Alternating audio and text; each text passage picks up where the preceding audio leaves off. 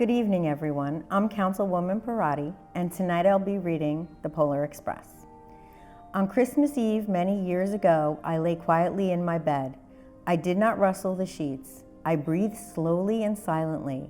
I was listening for a sound a friend had told me I'd never hear, the ringing of sleigh bells. There is no Santa, my friend had insisted, but I knew he was wrong. Late that night, I did hear sounds, though not of ringing bells. From outside came the sounds of hissing steam and squeaking metal. I looked through my window and I saw a train standing perfectly still in front of my house. It was wrapped in an apron of steam. Snowflakes fell lightly around it. A conductor stood at the open door of one of the cars. He took a large pocket watch from his vest, then looked up at my window. I put my slippers and robe on. I tiptoed downstairs and out the door. "All aboard," the conductor cried out. I ran up to him. "Well," he said, "are you coming?" "Where?" I asked. "Why, to the North Pole, of course," was his answer. "This is the Polar Express." I took his outstretched hand and he pulled me aboard. The train was filled with other children, all in their pajamas and nightgowns. We sang Christmas carols and ate candies with nugget centers as white as snow. We drank hot cocoa as thick and rich as melted chocolate bars. Outside, the lights of towns and villages flickered in the distance as the Polar Express raced northward. Soon, there were no more lights to be seen. We traveled through cold, dark forests where lean wolves roamed and white-tailed rabbits hid from our train as it thundered through the quiet wilderness. We climbed mountains so high it seemed as if we would scrape the moon, but the Polar Express never slowed down. Faster and faster we ran along, rolling over peaks and through valleys like a car on a roller coaster. The mountains turned into hills, the hills to snow-covered plains. We crossed a barren desert of ice, the great polar ice cap. Lights appeared in the distance. They looked like the lights of a strange ocean liner sailing on the frozen sea.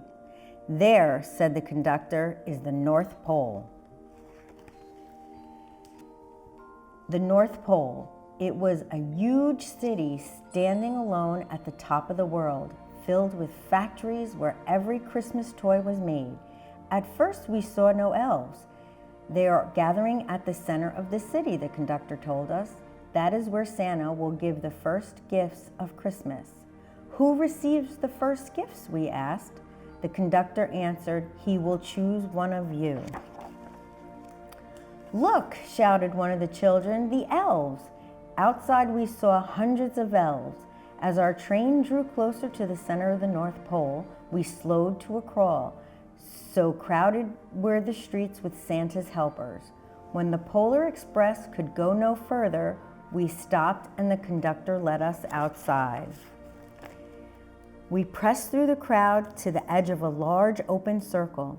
In front of us stood Santa's sleigh. The reindeer were excited. They pranced and paced, ringing the silver sleigh bells that hung from their harnesses. It was a magical sound like nothing I've ever heard.